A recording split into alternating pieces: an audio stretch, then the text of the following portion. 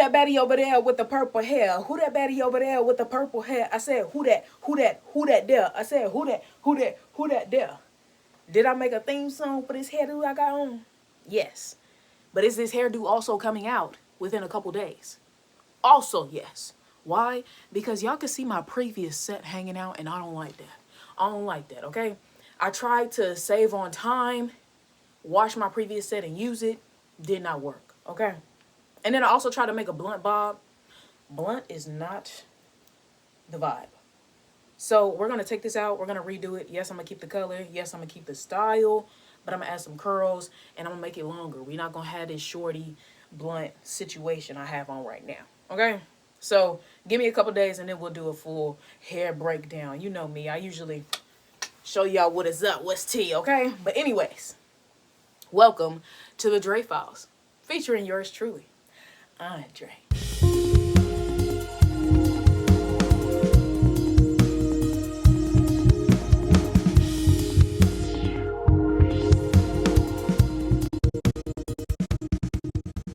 Welcome back, you guys. It's good to see you again. I know last week we was kind of in our feels a little bit, but it's a new week, it's a new day, and I'm feeling better. And that's just because that's how my emotions work. I don't know how to explain it. I'm sad one day, I assess it the next, poof, they're gone the other day. Do I still feel like that sometimes? Yes. In the back of my mind, is it always there? Yes. But we live and we conquer to fight another day. Anyways, let's get into today's video. But before we do, you already know I gotta do a promo because I got a business. Today I am wearing my Cloud 9 tee in the color green with my purple aesthetic, okay? You can go and cop yours at ariandrellc.com. That's ariandre.com. And do not forget to use promo code ariandretv for 20% off. That lets me know that you came from this YouTube video or any of my YouTube videos. But yeah, I obviously have a lot of clothing out for my smoking enthusiasts. Okay, if you didn't peep, this person is smoking on a cloud. So go ahead and copy some. Stop missing out on this opportunity to look as fly as me. Y'all see me? I'm strutting my stuff. Anyways, let's get into today's video. So, I don't know if y'all remember, but at the beginning of the year, one of my New Year's resolutions was to read more. My goal was 6 books because I was like, it used to take me like months to read a book when I was a child. So maybe I can read 6 books in a year. That's 2 months for each book. I can read a book in 2 months, right? Tell me how. We in August, I'm on my 9th book. And I took a hiatus for a couple of months. Since A Court of Thorns and Roses, I took a hiatus because I was going through it. But that's neither here nor there. I've started a new series. So because I read A Court of Thorns and Roses and loved it so much and was talking about it on TikTok, people recommended me to the Fourth Wing series. But I got a bone to pick with y'all because y'all told me to read this series, but nobody was going to tell me that this author does not care if you are a main character, side character, or minuscule character. Y'all are all on the chopping block. Hello? I was not prepared for the ending in this first book. I've already finished it. That's how good it is. I started it last Thursday. When I posted the video, right after I posted the video, I opened this book and started it, and I was done by Sunday. Actually, Monday. 4 days. 4 days to read a 561-page book. If that's not telling y'all that this is a good series, I don't know what is. But we finna get into this breakdown. I'm finna get my synopsis because I got a lot to say after reading this. And the last couple of chapters just threw me for a whirl. This is your warning. What I'm about to say about this book is going to have every spoiler known to man. I'm basically telling the ending of the book. So please, if you plan on reading this, stop what you're doing. Go read the book, then come back and watch this video and see if we connect on the level, okay? But let's get into it. Rebecca Yarros, I don't know if I'm pronouncing her last name right, but Rebecca You deserve your freaking flowers. You deserve your freaking flowers, because when I say your pen game is absolutely amazing, amazing. The way you can tell a story with words, bro, like you literally be sinking me into the story. And I was there for every gut wrenching moment, every twist and turn, every gasping moment. Like, I loved it. So before we start with how the ending actually gut punched me, I'm finna give my synopsis on these characters, but if you haven't read the book, you're going to be very confused because I don't have the time to explain this story because it's so complex, okay? So I'm just gonna be giving my synopsis, and it's going to have spoilers if you don't know what's going on. But those who read it, those who read it, those who know will know, okay? Starting out, we got Violet, okay? Violet is such a underdog character. The way she started in this whole Rider Court and moved up and leveled up, like, baby, I love you. It's never been heard of to have two dragons. It's never been heard of to have lightning powers. It's been 100 years since the last lightning wielder. And here she goes, being the weakest link, but still making it through all of these challenges and making it to the end where the dragons can choose her. And not only did she have one dragon choose her, but she had two dragons choose her. She's such a badass. And because she spent most of her life as a scribe, the knowledge is crazy. She knows a lot about a lot, okay? And that knowledge is extensive. She does her biggest one. Xaden, love him to death. When we first started, I was kind of scared about him. But the way Violet was reacting to him, like, oh my gosh, he's just so fine, he's so fine, he's so fine. I was like, is this gonna be one of them enemies to lovers? Because you are very attracted to this man. Whole time, that's supposed to be somebody that's supposed to kill you. Because your mama was in charge of the death of all the people in the rebellion. He should want to kill you. But whole time, he don't want to kill you. He want to kill you in other ways. Okay, anyways.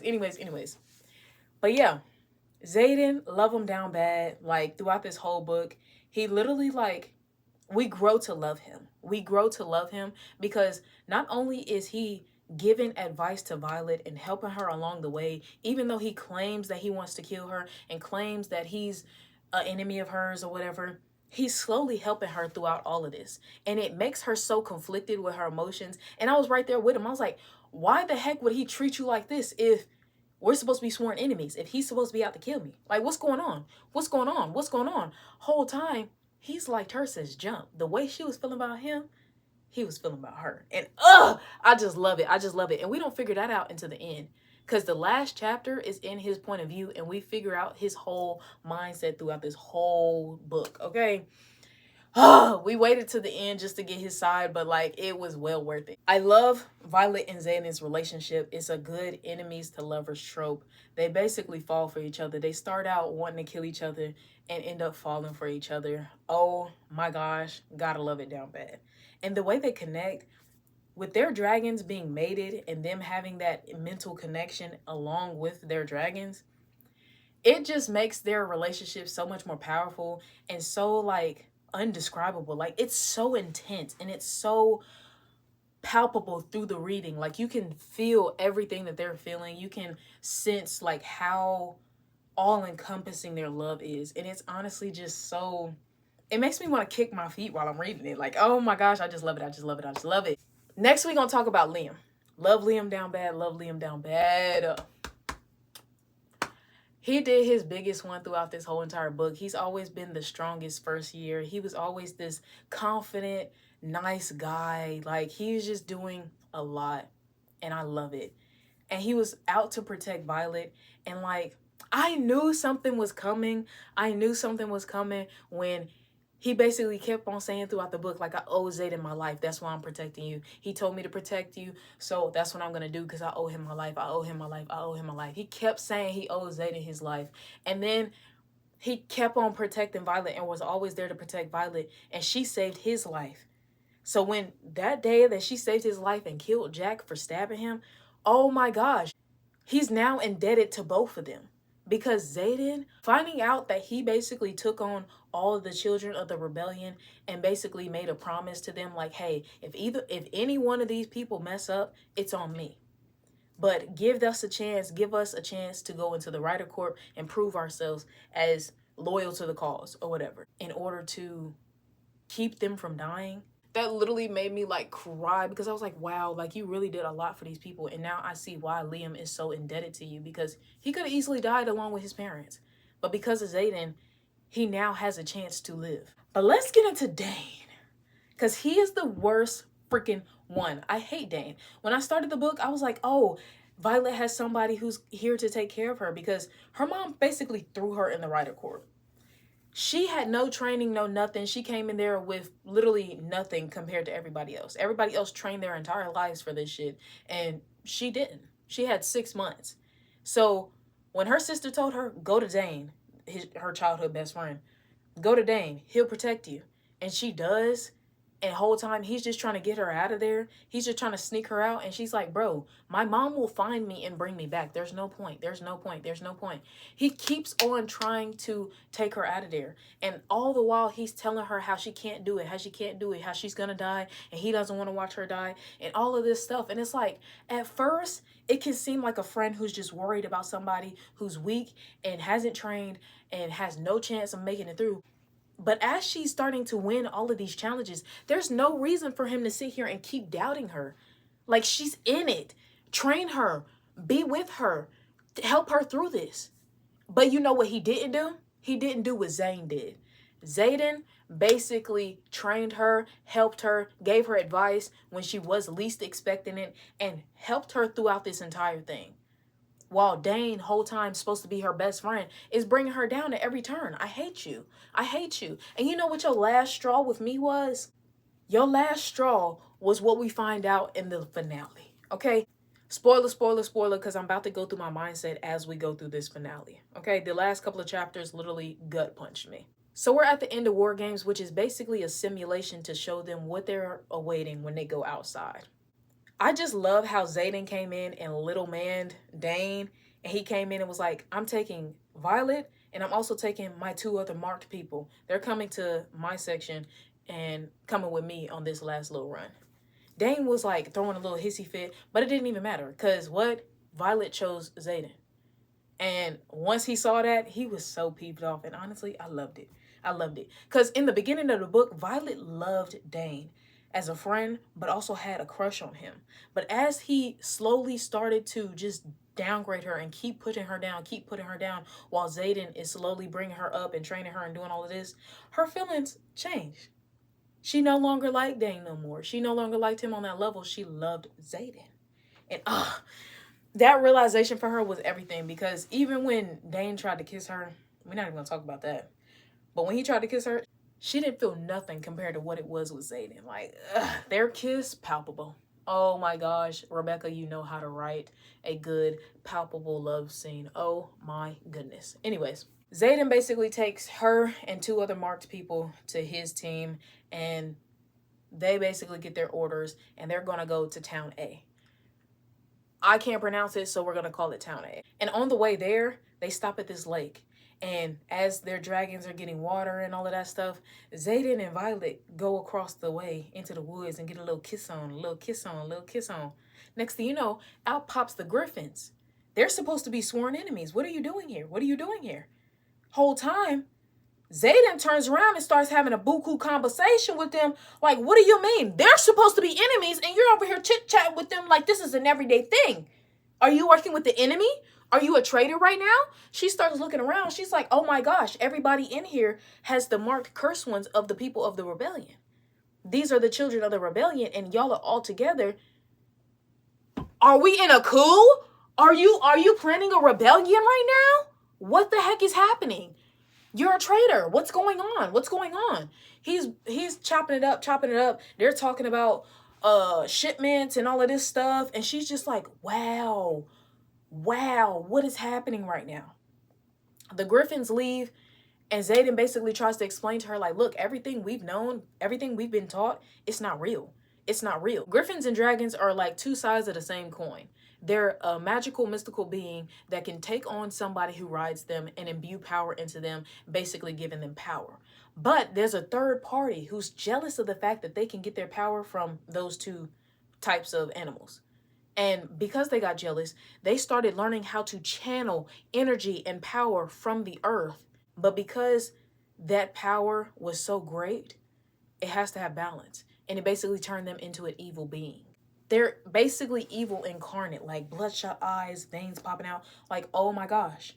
This was something that they told them back in the day as fables. This was supposed to be a childhood story to scare people straight, that venom were real and all of this stuff. But no, it turns out to be real. And he's starting to say, like, no, they changed history. They basically took out any written text that involves them and rewrote history to not include them. And then we find out that basically the place that she grew up in has a little bubble around them. So everybody was taught and trained on a different type of history. Whole time, the Venom are out here going to different posts and going to different cities and killing off people looking for whatever it is that makes their walls. It's like a magical something that makes their walls or helps make their walls. And they're looking for it. That's the enemy, but they don't want to go out and help these villages. They don't want to go out and help these people. They're just allowing them to be killed off because they don't want to be bothered. They don't want to go out and help. They don't want to risk their lives to help these other people. They think that they're safe within their little bubble. Excuse me? Her whole world just flipped upside down because as she grew up as a scribe, they taught her everything there is to know about this history. But it doesn't tell them the full history. And as she's piecing it together, as she's looking back at her memories that her dad taught, which was the real history, her little childhood fables and books that she loved so much, talking about them, those were the real history right there. And she was putting two and two together. She was like, oh my gosh, like it all makes sense. This is true. But also, why did you keep this from me? Why did you keep this from me? Why did you keep this from me? They didn't even have time to say anything because now it's time to get to City A. They were just sitting at the lake. So now it's time to get to City A. When they get there, it's deserted. This is supposed to be a outpost or something where it's supposed to have military people in here. Like, it's not supposed to be empty. Why is it empty? So tell me why, when they get there, Dane's father, a colonel, basically sent them a letter saying, hey, you can flee or you can go and save that village up the way. They see that the village is being attacked by venom and they're like, oh my gosh, we were sent here to die because this isn't supposed to be, this isn't a part of war games. This is an actual war. Like, this is an actual threat. This isn't a part of war games. Why were we sent here? And to City A of all places. Whole time they figure out Dane took a memory from Violet. Dane's power is he can touch people's head and gather their memories. And one of the secrets that Xaden had told her in order to build trust was that he took a flight to City A. They didn't know nothing about City A, but apparently Dane took her memories, saw that Xaden said that he went to City A, thought he was being a traitor and told his father, the colonel, and the colonel sent him and his team out there to basically get massacred by the venom. Whole time, nobody knows what the venom are. Nobody knows that the venom are real. Everybody in this little bubble doesn't believe that they're real. There's only certain people in higher power that know, and he's one of them. And he sent them out there to basically die. You can either let this town of people die at the hands of venom, or you can flee. I forgot the exact terms of it, but yeah, it was basically run or help save this village. So since they're writers, since they've been trained to fight, they're not gonna just let a whole bunch of innocent people die at the hands of these venom. So they're all like, fuck it. We might die today, but I would rather die with a good conscience, knowing that I went to go and try and help these people. And everybody suited up. They like, fuck it, we going. And they all look at Violet and she's like, well, I mean, everything makes sense. What y'all telling me, like, this seemed true to me. And I don't want to be on the wrong side of this. So I'm going to fight too. I'm going to fight too because this is what anybody would do if they were in their right mind. And I'm not going to let innocent people die. So they go and fight. And when I tell you the way this battle plays out, oh, my heart. Literally one girl dies because the venom is literally taking the energy out of the ground, but it's decaying everything as it's taking the energy. And anything caught in that decay decays as well. One of the riders in Xaden's group was caught in the decay. And as soon as they were caught in it, their bodies started to decay and they started crippling away into ash and nothingness. Like their energy was literally stolen from them because of that venom. But the way they ended the freaking battle, Like, when I tell you, Rebecca, your pen game is amazing. Your pen game is immaculate because I was in that battle. I was with every twist and turn. I was with every strike of her lightning. Like, Violet, oh my gosh, Violet was so badass. Like, she was lightning striking, lightning striking. Even though she couldn't control that thing, she did her biggest one. She did her biggest one. And when all hope was lost, she started to peep and put it together. If I kill the Venning, that kills the Wyvern. Because the Wyvern basically created these. So just like dragons put their energy into the riders, if a dragon dies, the rider dies. But if the Venom dies, the Wyvern dies. And there's so many Wyvern just roaming around and they can't fight them all off at once. So they need to start going after the Venom. One of the Venom tries to pop out on her and her dragon. Here comes Liam on his dragon, saving the day, the hero that he is, the good man that he is. But in the process of attacking the Wyvern gets a hold of his dragon. As the Wyvern gets a hold of Liam's dragon, it knocks Liam off the dragon. Violet swoops down, catches him. It almost like breaks her arm because like he's so heavy and she's so weak and shit like that. So it almost breaks her arm trying to catch him, but she ends up saving him. The whole time, all we see is the Wyvern like attaching itself to his dragon. And he can feel the dragon's pain as she's getting her like stomach clawed out. And her dragon is trying to fight as much as possible and nip at it without getting caught up in the Wyvern's claws or anything as well. But ultimately, the Wyvern ends up killing the dragon.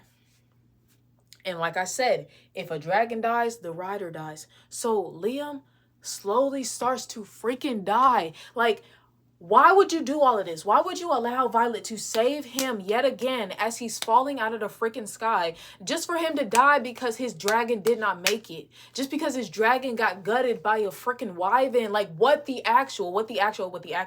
I was crying my freaking eyes out.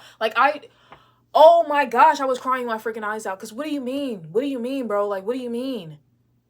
And so then he tries to say his final goodbyes, but Violet can't bring him to him. So here comes Xaden swooping in, takes it to him. I was like, oh my fucking gosh. There's no way. Liam fucking dies for real. I was like, wow. Wow. Crying my eyes out, bawling my eyes out. I said, no way. No way you just let this happen. Anyways, the battle continues, and a Venning basically catches Violet off guard and ends up jumping onto her dragon and tries to fight her. She stabs her dragon, and then she stabs her with a dagger that's poison. So now she's got a poison dagger in her, and she's sitting here trying to fight off the dragon. She ends up having to get out of her harness and go step to him on her dragon's back. How badass is that? You got a dagger, a poison dagger in you, and you're getting up off your dragon to stand up and fight this motherfucker. And what she realized was that her lightning distracts them. So she set out a lightning strike. It distracted them for 2 seconds. She stabbed them with the dagger that can kill them and killed them off. Wow. Immaculate. Wow. You're a badass. There's 2 Venom left and like a horde of freaking Wyvern. Like, they know that if they don't kill these last Venom, then they're going to be overpowered by all of these Wyvern. So Violet's trying to make her way over to these last 2 while Xaden is trying to hold them back with his shadow. And she's not going to make it in time. And she also doesn't know how to aim. Also, she has a dagger in her that's slowly draining her of her power because it's poison.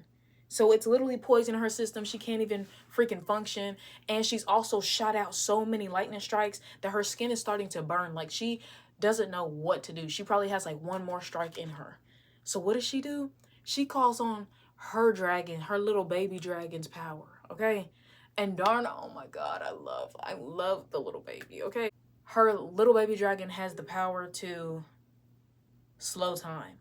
So she slows time in order for her to be able to aim her lightning strike. And as it's coming down, she's like moving it towards the Venom and starts time again, and it shoots him right in the head. Kills him off. Some of the Wyvern fell, but then there's 1 more. Xaden basically takes them out by like attaching his little shadows to them and stabbing them with the freaking dagger. The rest of the Wyvern fell. Battle's over. When I tell you I was on pins and needles the entire time during that whole thing, what do you mean?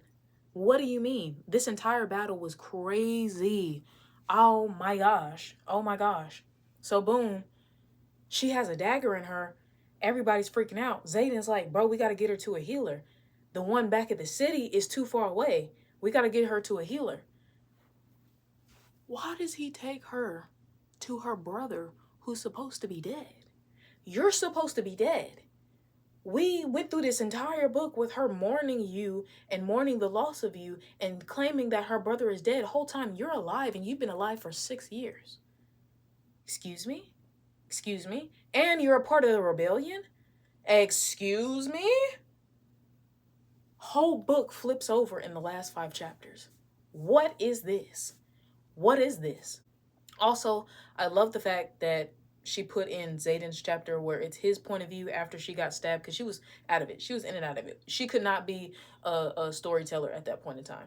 It had to be Zayden. So as he's telling the story from his point of view, and as he's going through like their whole relationship throughout this whole book, we really figure out how he feels about her, and it just proves that he loves her and cares for her. He's just too scared to say it. He's just too scared to say it, and it's like, wow, like we waited the whole entire book for him to actually be truthful with himself and his feelings. And it's literally after she gets struck with a poison dagger. Like, bro, oh my gosh, the gut punch, the gut punch. And after Liam's death, like, bro, the gut punch. I cannot. But yeah, that literally threw me for a freaking whirl. Wow. I thought I was going to have to sit with this book for about a week because of Liam's death and how much it like scarred me.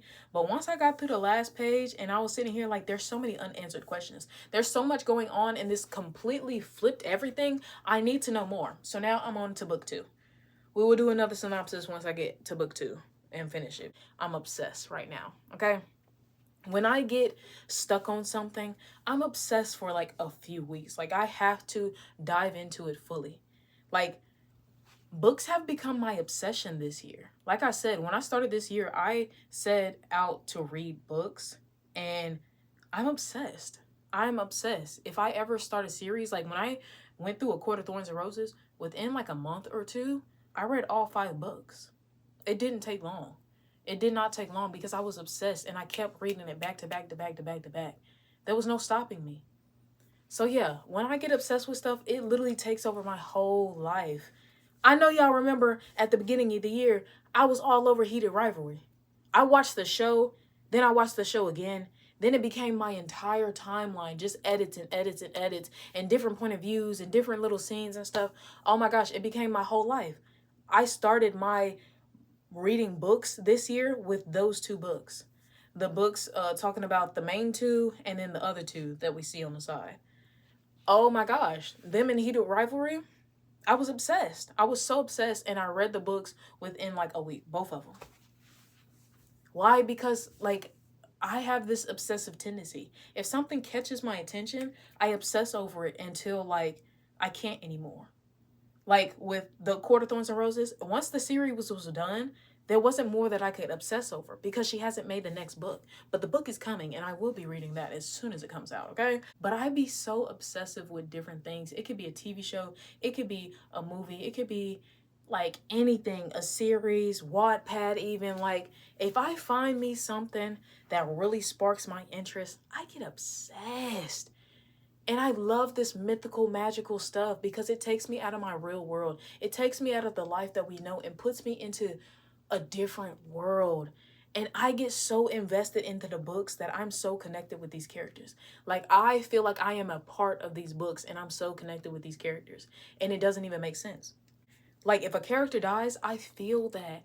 If a character is going through a depression, I feel that. Like I literally be crying along with them. I be feeling it along with them. I literally be in the book for real. I be envisioning myself as a third party in the book. Why? Because I'm just so obsessed. I'm so into it. I'm so into it. And I love to find books that have a character that makes me feel like that's me or that is my representation right there in the book. My favorite genre is the mythical fantasy, and I feel like the only reason why I connect with it so well is because it takes me out of my reality and puts me into a story where I really connect with the characters. And it honestly plays along with the feeling that I felt last week where I feel disconnected from people here, like nobody gets me. But somehow people in writing, somehow mythical characters, they get me. They get me. And I connect with them on a different level, a deeper level, right? Because in writing, you get everything there is to know about a person. But I am so obsessed. And honestly, I just hate that after reading A Court of Thorns and Roses, people told me to read this because this is crazy. This is completely different than A Court of Thorns and Roses. In A Court of Thorns and Roses, none of the main characters die. None of the main characters die. They may have died and came back to life, but they do not die fully. And this one, she don't care. She don't care. And it literally like throat punched me and nobody warned me. And like the way I'm so obsessed with this stuff, I can't. And I made a video about this book and everybody keeps on warning me, talking about something. You're not even ready for book 2. You're not even ready for book 3. Like, what do you mean?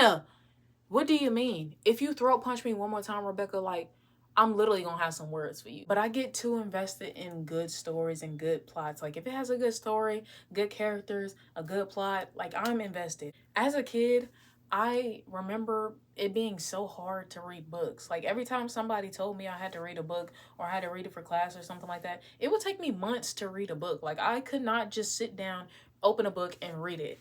But I also feel like it was because I was told to do that. I was told to read a certain genre or a certain type of book. Those historical books, those stuff that just comes like history wise, I can't do it. I can't sit down and just focus for that. Like, I get bored. But fantasy, something that speaks to my interests, I'm all for it. And I just dive into it so deeply that I just become obsessed. But I think that's the thing that everybody's missing. Anybody who says that they don't like books or don't like reading, you just haven't found your genre. You just haven't taken the time to sit down and find your genre. Find what speaks to you. Find what excites you. Find what type of genre is what you're looking for. If you're looking for mystery, scary, horror, they got it all out there. You just got to find yours. Find what speaks to you. So if nothing else, take this as a sign to start reading. Start getting out of your comfort zone and reading and trying to find what genre speaks to you and what works for you and what's going to make you feel that joy and that love and that obsession like I'm feeling. And let that carry you into a different world. Let that carry you outside of the real world and let you feel something other than life. You know, like, get into the fantasy, get into, like, if you haven't tried fantasy, you should try it. You should try it. I'm sorry. You should try it. I'm always going to, like, push that on people because I just love fantasy so much. It's, why not? Like, why not think of a mystical world where people have powers and they don't have to deal with half the stuff that we got to deal with? And if I'm being real honest with you, I started this video out really wanting to, like, make an episode out of this book and talk more about just the book. But then I ran out of storage on my freaking phone. I had to re-record 40 minutes. Literally, I had 40 minutes of good content for y'all and had to delete it because I didn't have enough space to talk that full 40 minutes. And that still wasn't enough time, so I literally had to go and delete stuff in order for me to finish this video. And one thing about me, I hate deleting videos. I hate trying to delete things that I've spent so much time and work and effort on. And I had to delete old videos of, like, before the editing. But, like, I wanted all the, like, edits and the unedited version just in case I need to go back to something, you feel me? So it feels like a piece of me is literally getting ripped out, and I don't know why it means so much to me, but it literally, like, pissed me off. And that's one thing I hate about Apple. Like, why is it that most of the space on my phone is taken up by apps that you created, apps that you put on my phone? I could have at least 50 gigabytes of space if I didn't have to have all of these apps and off software shit on there, and I could literally have free reign. And then if I need more space, you're making me pay a monthly subscription in order to have more space on my phone. Like, I'm finna switch to an Android, honestly and truthfully, because this doesn't make any sense and it's low-key starting to piss me off. Like, each week I feel like I have to delete a piece of myself in order to post more videos, in order to make more videos, because I don't have enough space on this stupid rinky-dink phone. Make me rich, because I'm tired of having to worry about stuff like this, bro. I really wanted to make a good video for y'all this week and, like, have it play out the way it needed to play out. But everything just went to crap as soon as that happened. And now my energy is off. Okay? And I'm not going to sit here and continue to waste your time if my energy is off. So that's this video for this week. We talked about Fourth Wing. If you haven't already, you should read it. It's a 10 out of a 10. I really like it, and I recommend it to everybody.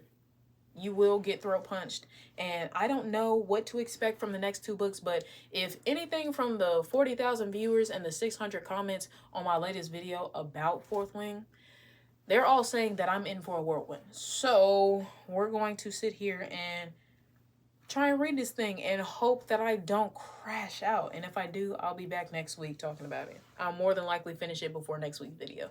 So you're going to hear about it for the next couple of weeks. Hopefully I have enough space to record and I can actually do my full synopsis and give you an explanation so you're not confused. But like, yeah, if you haven't read the book, I'm sorry. You're going to be a little confused because I cannot explain. I don't have enough space. I don't have enough time.